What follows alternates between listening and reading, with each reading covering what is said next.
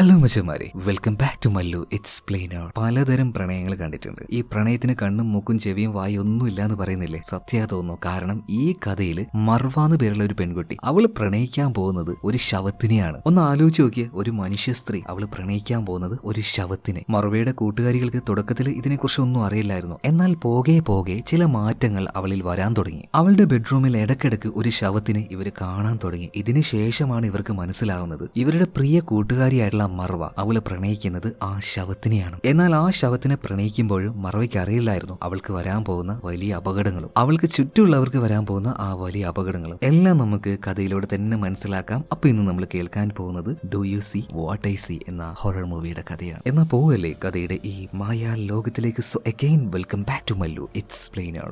സിനിമയുടെ ആരംഭത്തിൽ തന്നെ വളരെയധികം ഘോരമായിട്ടുള്ളൊരു കാര്യം കാണിച്ചുകൊണ്ടാണ് ആരംഭിക്കുന്നത്. അതായത് നവംബർ 25, 1986 ഒരു അർദ്ധരാത്രിയിൽ ഒരു ശ്മശാനത്തിൽ ഒറ്റയ്ക്ക് ഒരാൾ പോയിട്ട് അവിടെ ഉണ്ടായിരുന്ന ഒരു കുഴിമാടം തോണ്ടുകയാണ്. അവസാനം ആ ഒരു ശവപ്പെട്ടി കണ്ടു. അതിന്റെ മുകളിൽ ആ ഒരു പലകയും കാര്യങ്ങളൊക്കെ മാറ്റിയിട്ട് ആ ഒരു ഡെഡ് ബോഡി അയാളുടെ ഉന്തുവണ്ടിയിൽ കയറ്റിയിട്ട് ഇത് തള്ളി അങ്ങനെ പോവുകയാണ്. നല്ല മഴ പെയ്യുന്നുണ്ടായിരുന്നു ആ രാത്രിയിൽ. പിന്നീട് ദ്രവിച്ചളിഞ്ഞു പോയ ആ ശവശരീരവുമായിട്ട് ഇയാളുടെ വീട്ടിലേക്ക് വന്നിട്ട് എന്തൊക്കെയോ ചില മന്ത്രവാദങ്ങൾ ചെയ്യാൻ തുടങ്ങുകയാണ്. അതിനുപരി ഈ ശവശരീരത്തിനരികിലായിട്ട് ചില മാന്ത്രിക കാർഡുകൾ ഇയാൾ വെക്കുന്നുണ്ട്. അതുപോലെ തന്നെ എന്തോ മാന്ത്രിക നീര് പോലെ ഒരു കാര്യം ഇതിന്റെ നെറ്റിയിലൊക്കെ ആക്കി കൊടുക്കുകയാണ്. എന്നിട്ട് ഈ ശവത്തിന്റെ വായിലായിട്ട് ചില മന്ത്രങ്ങൾ ചൊല്ലി ഊതുകയാണ്. ഇയാൾ ഈ ചെയ്യുന്ന കാര്യങ്ങളെല്ലാം ഒരു വാതിലിന്റെ പിറകിൽ നിന്നുകൊണ്ട് ഒരു കുട്ടിയാണെന്ന് തോന്നുന്നു. ആ കുട്ടിയുടെ കണ്ണ് കാണുമ്പോൾ എനിക്ക് അങ്ങനെ തോന്നുന്നത്. ആ കുട്ടി ഈ കാര്യങ്ങൾ നോക്കുമ്പോൾ പെട്ടെന്ന് ആ ശവത്തിന് ജീവൻ വരികയാണ്. ഇവിടെയാണ് പടത്തിന്റെ ടൈറ്റിൽ എഴുതി കാണിക്കുന്നത്, do you see what I see. എന്തായാലും ആ ഒരു സംഭവം കഴിഞ്ഞ് 10 വർഷത്തിനു ശേഷം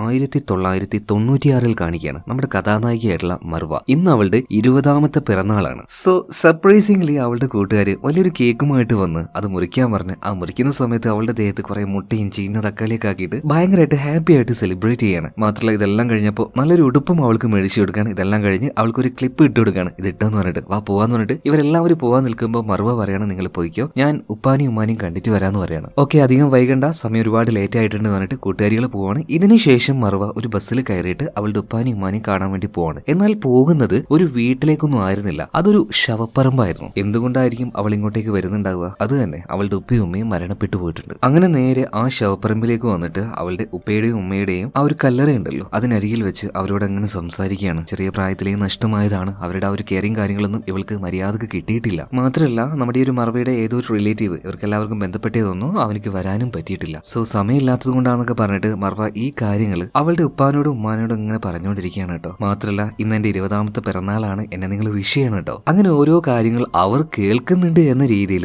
ആ ഒരു വിശ്വാസത്തിൽ അവൾ അങ്ങനെ പറഞ്ഞു പോവാണ്. എന്തായാലും ഇപ്പോൾ 20ാമത്തെ വയസ്സായല്ലോ, ഇനി അവൾക്ക് വേണ്ടത് നല്ലൊരു കൂട്ടാണ്, നല്ലൊരു ബോയ് ഫ്രണ്ട് ആണ്. അതുകൊണ്ട് ചുമ്മാ ഒരു തമാശയ്ക്ക് അവളിങ്ങനെ പറയാണ്, നിങ്ങളായിട്ട് തന്നെ നല്ലൊരാളെ കണ്ടുപിടിച്ച് എനിക്ക് തരണം കേട്ടാ.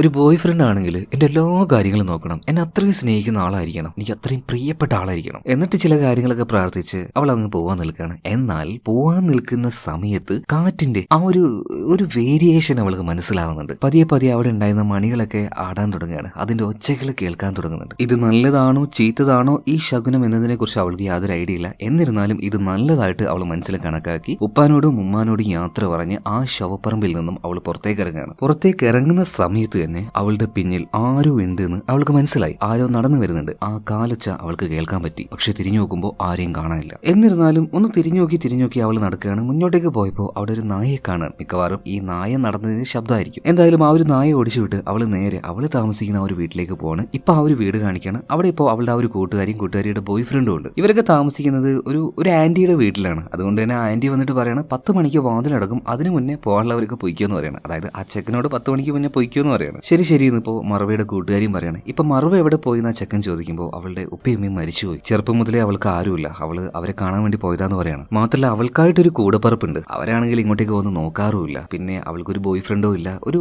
സിംഗിൾ ലൈഫാണ്, പാവല്ലേ എന്നൊക്കെ പറഞ്ഞിട്ട് ഇവരെല്ലാവരും അങ്ങോട്ടും ഇങ്ങോട്ടും സംസാരിച്ചുകൊണ്ടിരിക്കുമ്പോൾ മർവ അങ്ങോട്ടേക്ക് വരികയാണ്. ഇപ്പൊ മർവ വന്ന പാടേനെ ഒരു തമാശയ്ക്ക് ചോദിക്കുകയാണ്, നീ എന്താ ബോയ് ഫ്രണ്ടിന്റെ കൂടെ വല്ല പാർട്ടിക്കും പോയതാണോ? അതുകൊണ്ടാണ് ഇത്ര ലേറ്റ് ചെയ്ത്. നല്ല സ്മെല്ലൊക്കെ വരുന്നുണ്ടല്ലോ. ഇത് കേട്ടപ്പോൾ മർവയ്ക്ക് എന്തോ നാണാകണം. ഒന്ന് പോടി അവിടെ നിന്ന് പറഞ്ഞിട്ട് അവൾ നേരെ റൂമിലേക്ക് പോകണം. റൂമിലേക്ക് പോയ പാട് തന്നെ അവളുടെ കയ്യിൽ ചെറിയൊരു പെട്ടി ഉണ്ടായിരുന്നു. ആ പെട്ടിയിൽ ഒരു റിബൺ അങ്ങനെ എടുത്ത് നോക്കുകയാണ്. ഇതേ നേരം തന്നെ ഇവരുടെ വീട്ടിലുണ്ടായിരുന്ന ഫോൺ റിംഗ് ആയിക്കൊണ്ടിരിക്കുകയാണ്. അപ്പൊ മർവയുടെ കൂട്ടുകാരിയായിട്ടുള്ള ലീന പോയിട്ട് ആ ഒരു ഫോൺ എടുക്കാൻ നോക്കുമ്പോൾ എടുക്കുകയാണ്. എടുത്ത സമയത്ത് അപ്പുറത്ത് നിന്നും ആരും സംസാരിക്കുന്നില്ല. അപ്പൊ അവള് ഫോൺ വെച്ചു. കുറച്ച് കഴിഞ്ഞപ്പോൾ വീണ്ടും അതാ വിളിക്കുന്നു. ലീന പോയിട്ട് ഫോൺ എടുക്കുകയാണ്. എന്നാൽ എന്തൊക്കെയോ ഒരു മുറുമുറു ശബ്ദമല്ലാതെ അപ്പുറത്തുനിന്ന് ആരും സംസാരിക്കുന്നില്ല. ഫോൺ വെച്ചു, വീണ്ടും വിളിക്കുകയാണ്. അപ്പൊ അവൾക്ക് ദേഷ്യം വന്നിട്ട് അത് എടുക്കണ്ടെന്ന് വെച്ചു. പിന്നെ റിങ്ങിന്ന് കേട്ടപ്പോൾ അങ്ങോട്ടേക്ക് മർവ വരികയാണ്. അപ്പൊ മർവയോട് ലീന പറയുന്നുണ്ട് ആരും നമ്മളെ പറ്റിക്കാൻ വേണ്ടി ചെയ്യാണ്, ആ ഫോൺ എടുക്കൊന്നും വേണ്ടെന്ന് പറയാം. അങ്ങനെ പിറ്റേ ദിവസം രാവിലെ ആയിട്ടുണ്ട്. ഇപ്പൊ മർവയുടെ കൂട്ടുകാരിയായിട്ടുള്ള ലീന അതുപോലെ തന്നെ വെയ് രണ്ടുപേരും ഒരു കാര്യം ചോദിക്കുന്നുണ്ട്. സത്യം പറ, നിന്റെ ബോയ് ഫ്രണ്ടേറ്റാണോ ഇന്നലെ രാത്രി വിളിച്ചത്? ഞങ്ങൾ പോയി എടുത്തതുകൊണ്ട് ഞങ്ങളോട് സംസാരിക്കാതെയാണോ? ഇതിങ്ങനെ പറയുമ്പോൾ മർവയുടെ മുഖത്ത് ഒരു നാണം വരുന്നുണ്ട്.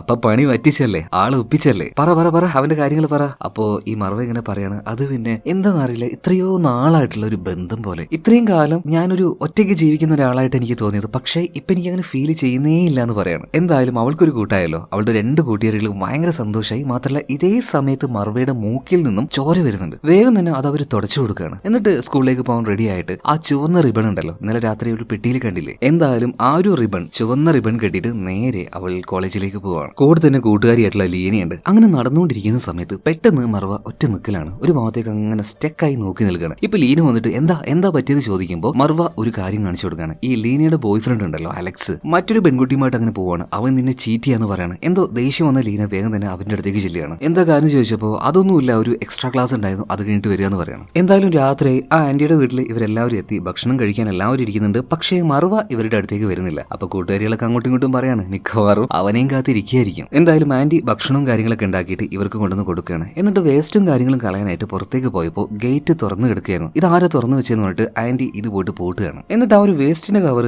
ആ ഒരു കൊട്ടയിലേക്ക് ഇടാൻ നോക്കുന്ന സമയത്ത് അതിലെന്തോ ഉള്ളതുപോലെ അവർക്ക് തോന്നുകയാണ്. പക്ഷേ അത് അവരുടെ തോന്നലായിരുന്നു. എന്തായാലും അത് അവിടെ ഇട്ട് നേരെ കിച്ചണിലേക്ക് വന്ന് നോക്കുമ്പോൾ മറവയുണ്ട് കിച്ചണിൽ നിൽക്കുന്നത്. ഒരു കെറ്റിൽ എന്തോ വെള്ളം തിളപ്പിച്ചുകൊണ്ടിരിക്കുകയാണ്. അത് വെറും കൈ കൊണ്ട് പിടിക്കാൻ പറ്റില്ല, ഭയങ്കര ചൂടായിരിക്കും. അപ്പൊ ആന്റി പറയണ മോളെ അത് അങ്ങനെ പിടിക്കല്ലേന്ന്. ഇപ്പൊ മറവ പറയാണ് അതൊന്നും പ്രശ്നമില്ല. അല്ല മോളെ ഈ നേരത്തെ എന്തിനാ ഈ ചായ ഉണ്ടാക്കുന്നത്? അത് പിന്നെ എന്റെ ഒരു ഗസ്റ്റ് വന്നിട്ടുണ്ട്, അവന് വേണ്ടിയിട്ടാണ്. ഗസ്റ്റോ? ഈ സമയത്തോ? അധികം നേരം വെച്ചോണ്ട് നിൽക്കണ്ട, വേഗം അവനെ പറഞ്ഞയക്കുന്നു പറയാണ്. ഓക്കെ ആന്റി എന്ന് പറഞ്ഞിട്ട് 2 ചായ എടുത്തിട്ട് അവൾ അവിടുന്ന് പോവാണ്. ഇതിനുശേഷം ആന്റി വന്നിട്ട് ആ ഒരു കെറ്റിൽ തൊട്ട് നോക്കുമ്പോൾ ഒടുക്കത്തെ ചൂട്. ഇത്രയും ചൂടുള്ള ഈ പാത്രം ഇത്രയും നിസാരമായിട്ട് അവൾ എങ്ങനെയാ പിടിച്ചെന്ന് ആന്റി ആലോചിക്കുകയാണ്. പിന്നെ പിറ്റേ ദിവസം രാവിലെ ആയി നോക്കുമ്പോൾ ആന്റി ഇന്നലത്തെല്ലാം ഈ ചളിക്കാനുമായിട്ട് ആരോ കയറി വന്ന് പോയതിന്റെ പാട് കാണാണ്. ആന്റി വേഗം തന്നെ അതെല്ലാം ക്ലീൻ ആക്കുകയാണ്. മാത്രമല്ല ഇന്നലെ രാത്രി മർവ 2 ചായ ഉണ്ടാക്കി കൊണ്ടുവരുന്നല്ലോ, അത് ആ ഒരു ടീപ്പോയിൽ അത് അതുപോലെ തന്നെ ഇരിക്കുന്നുണ്ട്. അപ്പൊ മർവയെ വിളിച്ചിട്ട് പറയാണ് എന്തിനാണ് ഇങ്ങനെ വേസ്റ്റ് ചെയ്യുന്നത്, വേണ്ടെങ്കിൽ ഇത് എടുക്കാതിരുന്നാൽ പോരെ. അങ്ങനെ കുറച്ച് സമയം വീണ്ടും കഴിഞ്ഞു പോവാണ്. ഇപ്പൊ ലീനയുടെ ആ ഒരു ബോയ് ഫ്രണ്ട് അലക്സ് അങ്ങോട്ടേക്ക് വരുന്നുണ്ട്. ഇവനെന്തോ ചെറുതായിട്ട് കുടിച്ചെന്നാ തോന്നുന്നത്. എന്തായാലും ആ ഒരു ഷൂയോടെ ഉള്ളിലേക്ക് കയറാൻ നിൽക്കുമ്പോൾ ആന്റി പറയാണ് പുറത്തൂരി വെച്ചിട്ട് കയറിയാൽ മതി.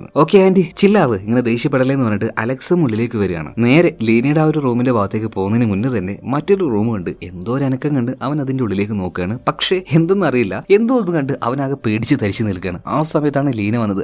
എന്താ പറ്റിയ ചോദിക്കുമ്പോൾ ഒന്നുമില്ല, ഞാൻ നിന്നെ വിളിക്കാൻ വന്നേന്ന് പറയണം.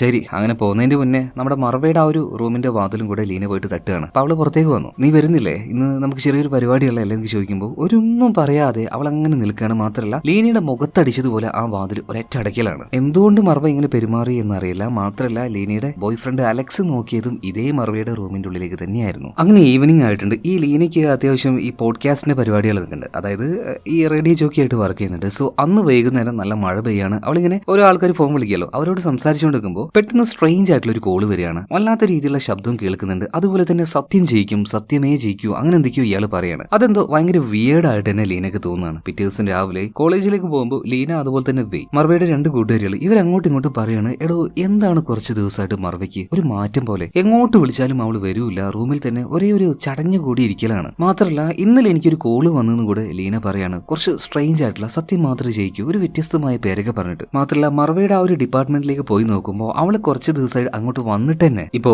ലീനയും വെയ്യ ഒരു കാര്യം ചോദിക്കുന്നുണ്ട്, അവളുടെ ക്ലാസ്സിൽ എങ്ങാനും റാസ്തു എന്ന് പറഞ്ഞ പേരുള്ള ഒരാളുണ്ടോ? അങ്ങനെ ഒരാളില്ലല്ലോ.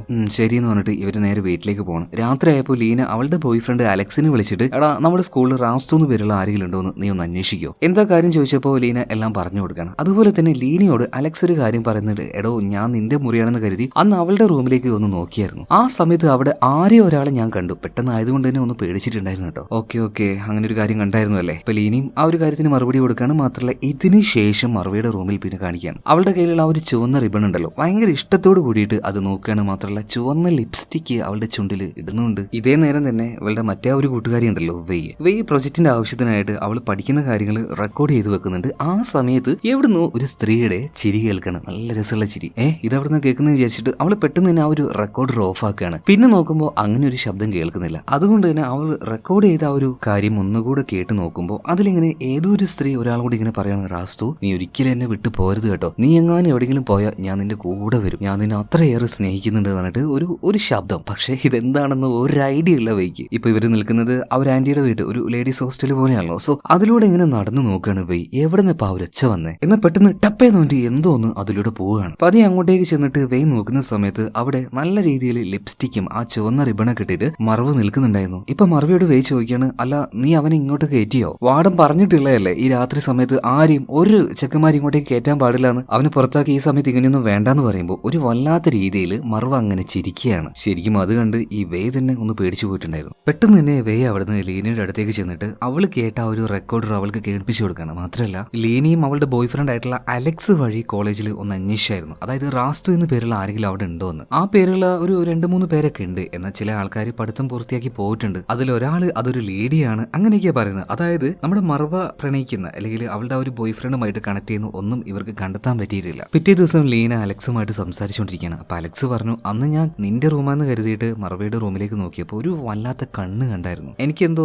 മനസ്സിൽ വേറെ എന്തൊക്കെയാ തോന്നുന്നതെന്ന് ഈ അലക്സ് പറയുമ്പോൾ ഈ അലക്സിന്റെ കൂടെ ഇടയ്ക്കിടയ്ക്ക് ഒരു ലേഡിയെ കാണാനില്ലേ, അവരുടെ അടുത്തേക്ക് ലീന ഇപ്പൊ ഒറ്റ പോക്കാണ്. നീ എന്തിനാ എന്റെ ചെക്കന്റെ പിന്നാലെ എപ്പോഴും ഇങ്ങനെ നടക്കുന്നതെന്ന് ചോദിച്ചപ്പോൾ ആ ലേഡി പറയാണ്, നീ ഇങ്ങോട്ട് വാ, ഞാൻ ചില കാര്യങ്ങൾ പറഞ്ഞുതരാം. അങ്ങനെ സാറ എന്ന് പറഞ്ഞ ആ ഒരു പെണ്ണിപ്പോ ലീനയും കൂട്ടിയിട്ട് അവരുടെ ആ ഒരു സ്കൂളിന്റെ ഗാർഡനിൽ പോയിട്ടിരിക്കുകയാണ്. എന്നിട്ട് ചില കാര്യങ്ങൾ അവൾക്ക് പറഞ്ഞു കൊടുക്കുകയാണ്. അതായത് അലക്സ് എന്തോ ചില കാര്യങ്ങൾ കണ്ട് പേടിച്ചിട്ടുണ്ട്, സോ അത് മാറ്റാനുള്ള ചില കാര്യങ്ങൾ അവന് പറഞ്ഞു കൊടുക്കാനാണ് അവന്റെ കൂടെ ഞാൻ നടക്കുന്നത്, അല്ലാതെ ഞങ്ങൾക്കിടയിൽ വേറൊരു റിലേഷനും ഇല്ല. അപ്പൊ ഇതുമായി ബന്ധപ്പെട്ട ചില കാര്യങ്ങളൊക്കെ ഈ സാറയ്ക്ക് അറിയും എന്നതുകൊണ്ട് തന്നെ ലീന ഇപ്പൊ മറവിയുടെ കാര്യങ്ങൾ പറയാണ്. ഈയിടെയായിട്ട് അവൾക്ക് എന്തൊക്കെയോ ഒരു വ്യത്യാസമുണ്ട്. അന്ന് അവളുടെ ബർത്ത്ഡേയുടെ അന്ന് അവളുടെ അച്ഛനും അമ്മയും കാണാനായിട്ട് അവരുടെ ഖബറിടത്തിലേക്ക് പോയിട്ടുണ്ടായിരുന്നു, അതായത് കല്ലറയിലേക്ക് പോയിട്ടുണ്ടായിരുന്നു. ഇതിന് ശേഷമാണ് ആ ഒരു മാറ്റം വന്നതെന്ന് പറയുന്നത്. ഇപ്പൊ സാറ് ചോദിക്കുകയാണ്, അവള് പോയിട്ട് തിരിച്ചു വരുമ്പോൾ എന്തെങ്കിലും ഒരു പ്രത്യേകത ഉള്ളതായിട്ട് തോന്നിയിട്ടുണ്ടായിരുന്നു? ഇപ്പൊ ലീന ആലോചിച്ചിട്ട് പറയാണ്, ആ സമയത്ത് അവൾക്ക് പീരിയഡ്സ് ഉണ്ടായിരുന്നു, വരുമ്പോൾ ഒരു പ്രത്യേക ഒരു സ്മെല്ലും ഉണ്ടായിരുന്നു. പിന്നീട് ഈ സാറ ഒന്ന് കണ്ണടച്ച് ചില കാര്യങ്ങൾ ഇങ്ങനെ മനസ്സിലാക്കിയിട്ട് പിന്നീട് ലീനയോട് അത് പറഞ്ഞു കൊടുക്കുകയാണ്. അതായത് അവളുടെ കയ്യിൽ മരപ്പെട്ടി പോലെയുള്ള എന്തെങ്കിലും ഒന്നുണ്ടോന്ന് നീ കണ്ടുപിടിക്കണം. അങ്ങനെയൊന്നും അവളുടെ കയ്യിലുണ്ടെങ്കിൽ അവൾക്ക് ചുറ്റും ചില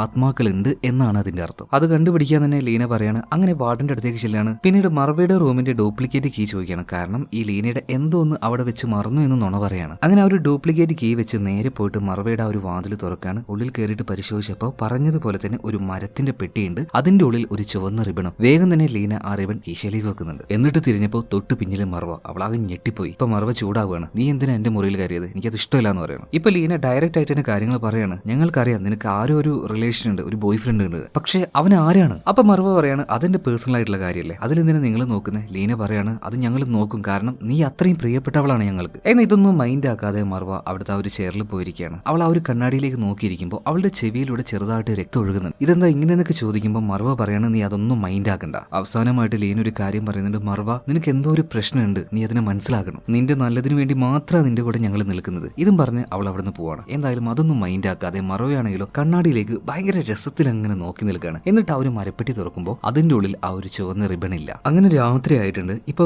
അവൾ ന്യൂസിൽ എന്തോ ഒന്ന് നോക്കിയിട്ട് ഏതോ ഒരു സാറ് മരണപ്പെട്ടു പോയിട്ടുണ്ട്, അത് നോക്കി വല്ലാതെ കരഞ്ഞോണ്ടിരിക്കുകയാണ്. ഇതേ സമയത്ത് അവളുടെ റൂമിന്റെ കഥക് ആരോ വന്ന് തട്ടുകയാണ്. അവൾ തുറക്കുന്നതിന് മുന്നേ അതിന്റെ ആ ഒരു പിടി പിടിച്ചിട്ട് ഒരാളിങ്ങനെ പിടിച്ചതാക്കുക. അവൾ ആകെ പേടിച്ചു പോയി. പിന്നെ വാതിൽ തുറന്നു നോക്കുമ്പോൾ ആരുമില്ല. ശരിക്കും അവൾ നന്നായിട്ട് ഭയന്നു പോയി. അതുപോലെ തന്നെ ലീനയുടെ കാര്യം നോക്കുകയാണെങ്കിൽ അവളുടെ കയ്യിലല്ലേ ആ ഒരു ചുവന്ന റിബൺ ഉള്ളത്. പെട്ടെന്ന് ഉറക്കത്തിൽ നിന്നും അവൾ എഴുന്നേൽക്കുകയാണ്. ആരോ അടുത്തുള്ളതുപോലെ തോന്നി. അതുകൊണ്ട് തന്നെ ആ റിബണും കയ്യിലെടുത്തുകൊണ്ട് ആ ഒരു കോറിഡോറിലൂടെ അങ്ങനെ നടക്കുമ്പോൾ ചളി വരുന്ന ചില കാൽപ്പാടുകൾ അവൾ കാണുകയാണ്. വല്ലാതെ പേടിച്ച് മുന്നോട്ടേക്ക് ഓടുമ്പോൾ പെട്ടെന്ന് പോയിട്ട് വേയുടെ മേത്ത് തട്ടുകയാണ്. എന്താ ചോദിക്കുമ്പോൾ എന്തോ ഒന്ന് എന്റെ പിറകാലെ വരുന്നത് പോലെ. നോക്കുമ്പോൾ അവൾ കണ്ട ആ ഒരു ചളിയുടെ പാടൊന്നും ഇപ്പൊ അവിടെ ഇല്ല. എന്തായാലും പിറ്റേ ദിവസം രാവിലെ തന്നെ ഇവർ രണ്ടുപേരും സാറയുടെ അടുത്തേക്ക് ചെല്ലുകയാണ്. എന്നിട്ട് ആ ഒരു റിബൺ കൊടുക്കുന്നുണ്ട്. സാറയാണെങ്കിലോ ആ റിബൺ ഒരു മാന്ത്രിക വെള്ളത്തിൽ എന്തൊക്കെയോ മന്ത്രം ചൊല്ലി ഊതിയ വെള്ളമാണ്, അതിലിട്ട് മുക്കിയപ്പോൾ ഈ ചുവന്ന റിബൺ പഴയ ഒരു ചാക്കിന്റെ കഷ്ണം പോലെയുള്ള ഒരു ചരട് പോലെ ആയിട്ട് മാറുകയാണ്. അപ്പൊ തന്നെ ഈ സാർ ഒരു കാര്യം പറയുന്നുണ്ട്, അതായത് മറവയുടെ പിന്നാലെ തന്നെ ഒരു ആത്മാവ് കൂടിയിട്ടുണ്ട്. ആ ആത്മാവിനെ നിങ്ങൾക്ക് കാണണമെങ്കിൽ ചില കാര്യങ്ങൾ ഞാൻ പറഞ്ഞുതരാം, അതുപോലെ ചെയ്താൽ മതി എന്ന് പറയണം. അങ്ങനെ ഇവർ നേരെ ഹോസ്റ്റലിലേക്ക് എത്തി. സാറ പറഞ്ഞതുപോലെ തന്നെ ഈ മുരിങ്ങയുടെ ഇല അവിടെ മുഴുവനായിട്ടും ഇവർ വിതറുകയാണ്. അതിനിടയിൽ ഈ ആത്മാവിനെ കുറിച്ച് ഇവർ സംസാരിക്കുന്നുണ്ട്. ഇത് കേട്ട വാർഡൻ അങ്ങോട്ടേക്ക് വരികയാണ്. വാർഡനും ഇന്നലെ രാത്രി അതുപോലെ എന്തോ ഒരു അനുഭവം ഉണ്ടായിട്ടുണ്ട്. ഇവിടെ തന്നെ താമസിക്കുന്ന വേറെയും 2-3 പേരുണ്ടായിരുന്നു, അവർക്കും ഇതേ രീതിയിലുള്ള എക്സ്പീരിയൻസ് ഉണ്ടായിട്ടുണ്ട്. ഈ സമയത്താണ് നല്ല ഇടിയും മിന്നലും വരുന്നത്. മഴ പെയ്യാൻ പോവാണ്. അപ്പൊ മുകളിൽ തുണി ആറിയിട്ടിട്ടുണ്ട്. സോ അതെടുക്കാൻ വേണ്ടി വാർഡൻ നേരെ മുകളിലേക്ക് പോവാണ്. ആ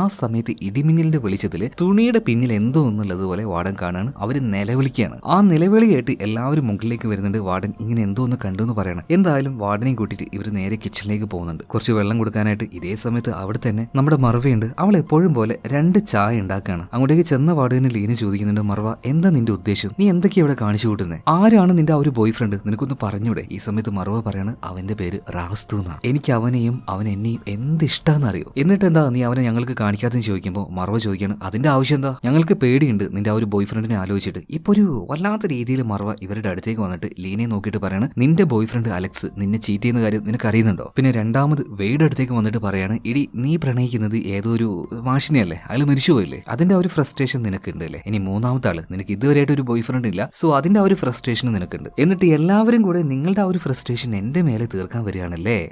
ഒരിക്കലും എന്നെയും എന്റെ റാസ്തുവിനെ നിങ്ങൾക്ക് പിരിക്കാൻ പറ്റില്ല. ഇനിയിപ്പോ നിങ്ങൾക്ക് കാണുന്ന നിർബന്ധമാണെങ്കിൽ ഇന്ന് രാത്രി അവൻ വരും എന്ന് പറയണം. അങ്ങനെ ഹാളിൽ പോയിട്ട് ഇവരെല്ലാവരും ഇരിക്കുന്നുണ്ട്. 9 മണിയായിട്ടുണ്ട്. നല്ല പേടിയുണ്ട് എല്ലാവർക്കും. അപ്പൊ ഇവര് ചോദിക്കുന്നുണ്ട്, മർവ അവന് വരുമോ എന്ന് ചോദിക്കുകയാണ്. തീർച്ചയായിട്ടും വരുന്നു പറയുന്നുണ്ട്. അങ്ങനെ കുറച്ച് സമയം കഴിഞ്ഞു. പെട്ടെന്ന് കരണ്ട് പോവാണ്. പുറത്ത് ചെറിയ രീതിയിൽ മഴ പെയ്യുന്നുണ്ട്. എന്നാൽ കരണ്ട് പോയതിനു ശേഷം ഈ മർവയെ നോക്കിയിട്ട് കാണാനില്ല. അവൾ എവിടെ പോയി എന്ന് വിചാരിച്ചിട്ട് നമ്മുടെ ലീന പുറത്തേക്ക് പോയിട്ട് ടോർച്ച് അടിച്ചു നോക്കുമ്പോൾ ആ മഴയത്ത് അവൾ അങ്ങനെ നിൽക്കുകയാണ്. ഇപ്പോ ഈ ഒരു മർവ പറയാണ്, ലീന നീയല്ല പറഞ്ഞത് എന്റെ ബോയ് ഫ്രണ്ടിനെ കാണുന്നു, വാ എന്റെ അരികിലുണ്ടാവൻ നോക്കിക്കോ എന്ന് പറയാണ്. ഓക്കെ, അതൊരു മനുഷ്യനായിരിക്കും എന്ന് കരുതി ലീന അങ്ങോട്ടേക്ക് നോക്കിയപ്പോ പൊതിഞ്ഞു വെച്ച ഒരു ശവത്തിനെ കാണുന്നത്. അലറി വിളിച്ച് കരയാണ് അവള്. ഈ കരച്ചിൽ കേട്ട് ബാക്കിയുള്ളവർ അങ്ങോട്ടേക്ക് വരികയാണ്. അവരും ഇത് കണ്ട് ഞെട്ടി കരഞ്ഞുകൊണ്ട് ഉള്ളിലേക്ക് ഓടുകയാണ്. എന്നാൽ ഉള്ളിലേക്ക് പോയപ്പോൾ ലീനയ്ക്ക് എന്തോ പോലെ, കാരണം അവൾ ഒറ്റയ്ക്കല്ലേ പുറത്ത്, അവൾ അങ്ങനെ നിർത്താൻ പാടുണ്ടോ, പോയി കൂട്ടിയിട്ട് വരാന്ന് പറഞ്ഞിട്ട് പേടിയുണ്ടെങ്കിലും ഇവര് പതിയെ കൂട്ടാൻ വേണ്ടി ചെല്ലുകയാണ്. ഈ സമയത്തെല്ലാം ശവപ്പറമ്പിൽ കെട്ടിവെച്ചിട്ടുള്ള ആ ഒരു മണി ഉണ്ടല്ലോ, അതിന്റെ ആ ഒരു ശബ്ദം, അത് കിളുങ്ങുന്ന ആ ഒരു കിണിങ്ങിണി ശബ്ദം ഇതങ്ങനെ കേൾക്കുന്നുണ്ട്. എന്നിരുന്നാലും ലീനയ്ക്ക് അത്യാവശ്യം ധൈര്യം ഉണ്ട് തോന്നുന്നു. അവൾ അങ്ങനെ പോകുമ്പോൾ അവളുടെ തലയുടെ മുകളിലായിട്ട് ഒരു ലൈറ്റ് ഉണ്ടായിരുന്നു, അത് അങ്ങോട്ടും ഇങ്ങോട്ടും ഇങ്ങനെ ആടുന്നുണ്ട്.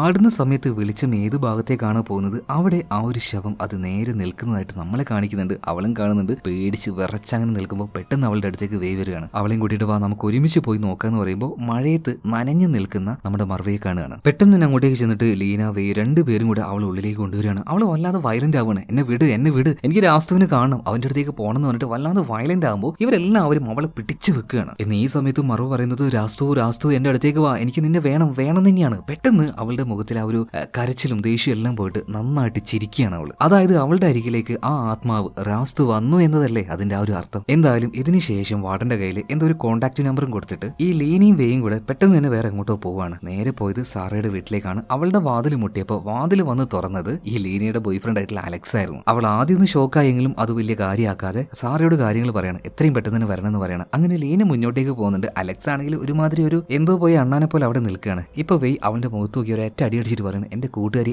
ഇമാതിരി പറ്റിക്കുന്നു, ബാക്കി ഞാൻ പിന്നെ തരാന്ന് പറഞ്ഞിട്ട് ഇവര് നേരെ ഹോസ്റ്റലിലേക്ക് എത്തുകയാണ്. മാത്രമല്ല ഇപ്പൊ ഈ ഒരു സാറ് നോക്കുമ്പോൾ എല്ലാവരും കൂടി മറവയെ കെട്ടിവെച്ചിരിക്കുകയാണ്. അവൾ ആ ഒരു ഭയങ്കര വയലന്റ് ആയതുകൊണ്ട്. എന്തായാലും ഇതിന് ശേഷം ചെയ്യേണ്ട കാര്യങ്ങൾ സാറ് പറഞ്ഞു കൊടുക്കുകയാണ്. ഒരു വെള്ള തുണി കൊണ്ടുവരാൻ, അത് അവിടെ ആ ഒരു നിലത്ത് വിരിച്ചു വെക്കാൻ, അതുപോലെ തന്നെ ഈ വീടിന്റെ പല ഭാഗത്തായിട്ട് മുരിങ്ങയുടെ ഇല വിതറാനും പറയുന്നുണ്ട്. പിന്നെ കുറേയൊക്കെ മെഴുകുതിരി ആ വെള്ള തുണി വിരിച്ചില്ലേ അതിന്റെ ചുറ്റുമായിട്ട് കത്തിച്ചു വെക്കുന്നുണ്ട്. മാത്രമല്ല ഒരു ജനലിന്റെ കൂടെ പുറത്തേക്ക് സാർ അങ്ങനെ നോക്കുകയാണ് എന്തെങ്കിലും വരുന്നുണ്ടോന്ന്. ഇതേ സമയത്ത് തന്നെ ബാക്കിയുള്ള എല്ലാവരും മറവയെ കൊണ്ടുവന്നിട്ട് ആ ഒരു വെള്ള തുണിയിൽ കെടുത്തുന്നുണ്ട്. അവളാണെങ്കിലും ഭയങ്കര വയലന്റ് ആവുകയാണ്. ഇതേ സമയത്ത് തന്നെ സാറ് ജനലിലൂടെ പുറത്തേക്ക് നോക്കിയല്ലോ, പെട്ടെന്ന് എന്തോ ഒരു സാധനം വന്ന് അവളുടെ മുഖത്ത് നോക്കി ഒരൊറ്റ അലർച്ചയാണ്. സാർ ആകെ ഞെട്ടിപ്പോയി. എന്തായാലും ഇതേ നേരം തന്നെ മറവയെ നോക്കുകയാണെങ്കിൽ ഇവരെല്ലാവരും പിടിച്ചു വെച്ചിട്ടും ആ ഒരു വെള്ള തുണിയിൽ കിടന്ന് അവൾ അങ്ങനെ കറങ്ങാൻ തുടങ്ങുകയാണ്. പെട്ടെന്ന് മെയിൻ ഡോർ അത് ചെറുതായിട്ട് തുറക്കുകയാണ്. പെട്ടെന്ന് അങ്ങോട്ടേക്ക് ബോധമില്ലാതെ കിടക്കുന്ന നമ്മുടെ ഈ മറവയുടെ ആ ഒരു ശരീരം അങ്ങോട്ടേക്ക് വലിച്ചെടുത്ത് കൊണ്ടുപോകാണ്. വേഗം തന്നെ സാറ് ചെന്നിട്ട് അവളുടെ ബോഡിയിലെ മേലെ കിടന്ന് അവൾ ഇറക്കി പിടിക്കുകയാണ്. ബാക്കിയുള്ള എല്ലാവരും വന്നു ഒരു 4-5 പേര് കൂടിയിട്ട് അവളുടെ ആ ഒരു ബോഡി ഇറക്കി പിടിക്കുന്ന നിൽക്കുന്ന അതേ സമയത്ത് തന്നെ വാടം പോയിട്ട് ഡോർ അങ്ങോട്ട് അടക്കുകയാണ്. അപ്പോഴാണ് അവളെ പിടിച്ചു വലിക്കുന്ന ആ ഒരു ഫോഴ്സ് അതില്ലാതാവുന്നത്. പിന്നെ വേഗം തന്നെ സാറ് പറഞ്ഞിട്ട് ഇവരെടുത്തു വെച്ച ആ ഒരു മുരിങ്ങേന്റെ ഇലയുണ്ടല്ലോ അത് വേഗം തന്നെ അവളുടെ ദേഹം മുഴുവനായിട്ട് പൂശിയിട്ട് ആ ഒരു വെള്ള തുണി കൊണ്ട് അവളുടെ ശരീരം മുഴുവനായിട്ട് കവർ ചെയ്തിട്ട് അവൾക്ക് അനങ്ങാൻ പറ്റാത്ത രീതിയിലാക്കുകയാണ്. ആ രാത്രി എന്ന് പറഞ്ഞാൽ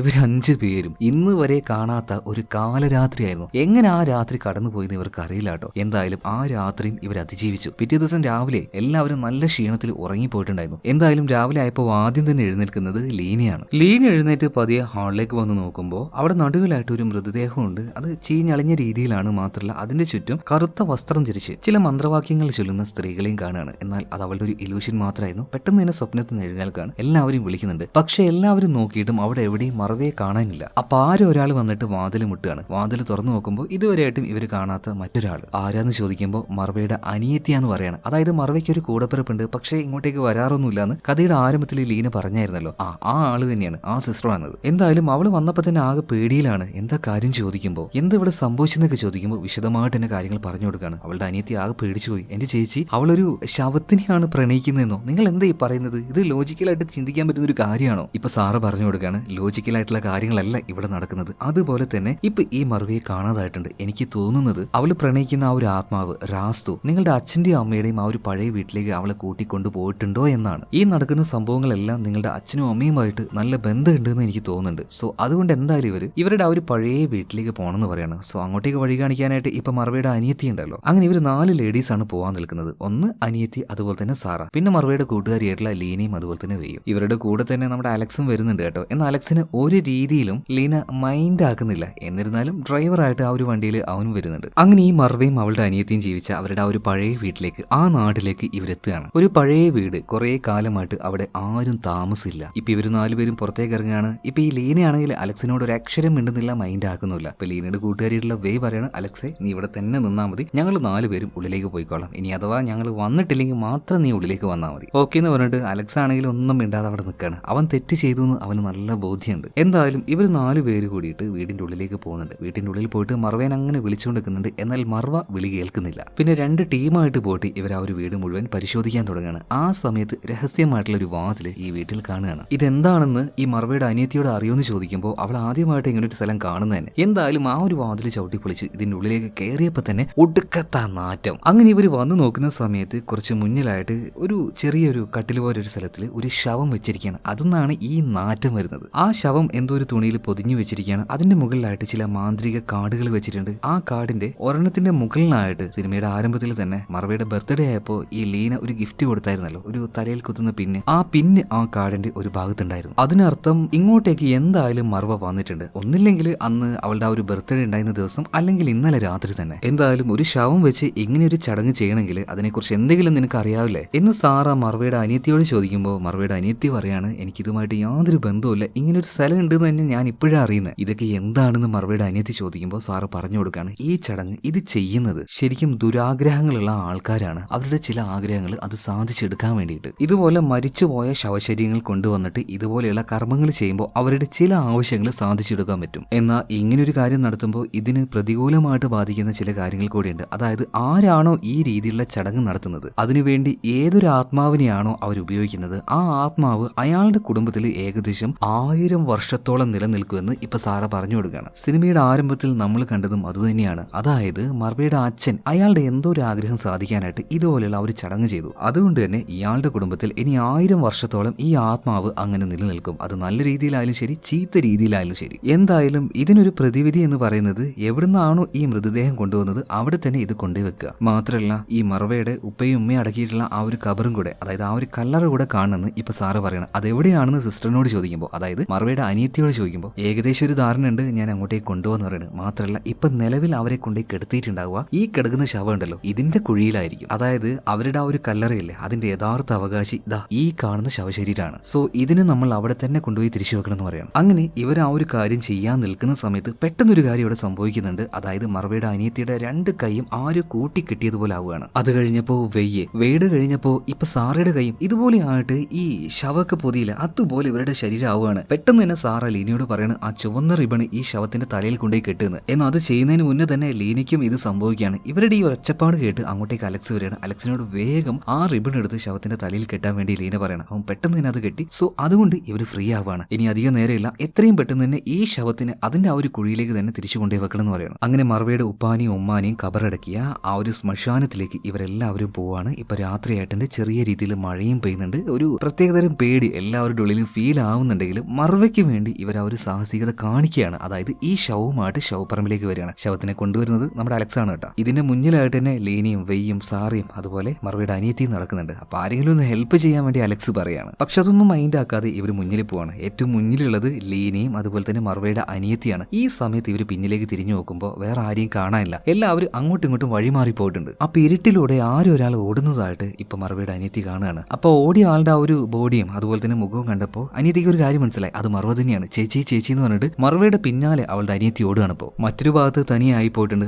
ആര്, വെയ്യും അതുപോലെ തന്നെ സാറയും. ഇവരെവിടെയായി പോയത്? അതുപോലെ തന്നെ അലക്സിനെ നോക്കുകയാണെങ്കിൽ ഭയങ്കര ഷോക്കായിരുന്നു. ആ ശവത്തിനെയും പിടിച്ചിട്ട് അവൻ ഒറ്റയ്ക്ക് അങ്ങനെ ആ ഒരു ശവക്കാട്ടിൽ അങ്ങനെ നിൽക്കുകയാണ്. ഇതേ നേരം തന്നെ ഇപ്പോ മർവയുടെ അനിയത്തി അതുപോലെ ലീന ഇവർ 2 പേരും മർവയെ കണ്ടു എന്ന് കരുതിയിട്ട് ആ ശവപ്പറമ്പിലേക്ക് ഓടി കയറിയല്ലോ. എന്നാൽ അവളെ കാണാനൊന്നും പറ്റുന്നില്ല. അങ്ങനെ മർവയുടെ അനിയത്തി അങ്ങനെ വിളിച്ചുകൊണ്ടിരിക്കുന്ന സമയത്ത് ലീന പറയാണ്, എത്രയും പെട്ടെന്ന് തന്നെ നിന്റെ ഉപ്പാന്റെയും ഉമ്മാന്റെയും ആ ഒരു കല്ലറ കണ്ടുപിടിക്കണം, പേര് വെച്ച് നോക്കാന്ന് പറഞ്ഞിട്ട് ഇവരെല്ലാ കല്ലറയും പരിശോധിക്കുന്ന സമയത്ത് ഒരു കാര്യം കണ്ട് ഇവരാകെ ഞെട്ടിപ്പോവാണ്. എന്താണ് അവർ കണ്ടത്? അവിടെ ഉണ്ടായിരുന്ന എല്ലാ കല്ലറയിലും ഒരേ പേര് തന്നെ. ഇപ്പൊ അങ്ങോട്ടേക്ക് സാറയും അതുപോലെ തന്നെ വെയും വരുന്നുണ്ട്. അവര് നോക്കുമ്പോഴും എല്ലാ കല്ലറയും ഒരുപോലെ. ഇവർക്കിതൊന്നും വിശ്വസിക്കാൻ പറ്റുന്നില്ല. എന്നാൽ ഇവരുടെയൊക്കെ പിന്നിൽ എന്തോ ഉണ്ട് എന്ന് തോന്നിയിട്ട് ഇപ്പൊ വെയ് തിരിഞ്ഞു നോക്കാൻ നിൽക്കുമ്പോൾ സാറ് പറയാണ് ഒരിക്കലും നോക്കരുതെന്ന്. എന്നാ ഭയം കാരണം, ഭയം ഉണ്ടെങ്കിൽ തിരിഞ്ഞു നോക്കുമല്ലോ, ഉറപ്പാണല്ലോ. നോക്കുമ്പോ എന്താ, കുഴിമാടത്തിൽ നിന്നും ശവങ്ങൾ എഴുന്നേറ്റ് ഇവരുടെ ചുറ്റും അങ്ങനെ വന്നു നിൽക്കുകയാണ്. ആ സിറ്റുവേഷൻ നിങ്ങളൊന്ന് ആലോചിച്ച് നോക്കിയേ. ഇവരെ ഭയപ്പെടുത്തി ഇവിടുന്ന് ഓടിക്കൽ തന്നെയാണ് അവരുടെ ഉദ്ദേശം. എന്നാൽ അതേ നേരം തന്നെ ചില ആൾക്കാർ ഒരു ശവപ്പെട്ടിയുമായിട്ട് ഈ ഒരു പള്ളിക്കാട്ടിലേക്ക് വരുന്നുണ്ട്. ആരോ ഒരാൾ മരിച്ചിട്ടുണ്ട്, അയാളെ കുഴിച്ചിടാൻ വേണ്ടി വരിക തോന്നുന്നു. സോ ഈ ഒരു കാര്യം കണ്ട് വല്ലാത്ത അത്ഭുതത്തിൽ ഇവർ നിൽക്കുമ്പോൾ ഇതേ കാര്യം തന്നെ അലക്സും കാണുകയാണ് കേട്ടോ. ഇവനാകെ കണ്ട് ഭയന്ന് പോയി നിലവിളിക്കുകയാണ്. ഇപ്പൊ ഇവന്റെ പിന്നിലേക്ക് ഇവർ 4 പേരും വരുന്നുണ്ട്. നിങ്ങൾ എന്നെ ഒറ്റക്കാക്കിയിട്ട് എങ്ങോട്ടാ പോയെന്ന് പറഞ്ഞ് അവൻ പൂരം നിലവിളി. എന്തായാലും ഫൈനലി ഇവർ 5 പേരും ഒരുമിച്ചല്ലോ. എന്തായാലും ഇതിനുശേഷം മറുപടിയുടെ അനിയത്തി എങ്ങനെയൊക്കെയോ, അതായത് പേര് ഒരുപോലെ ആണെങ്കിലും ആ ഒരു സ്ഥലം അവള്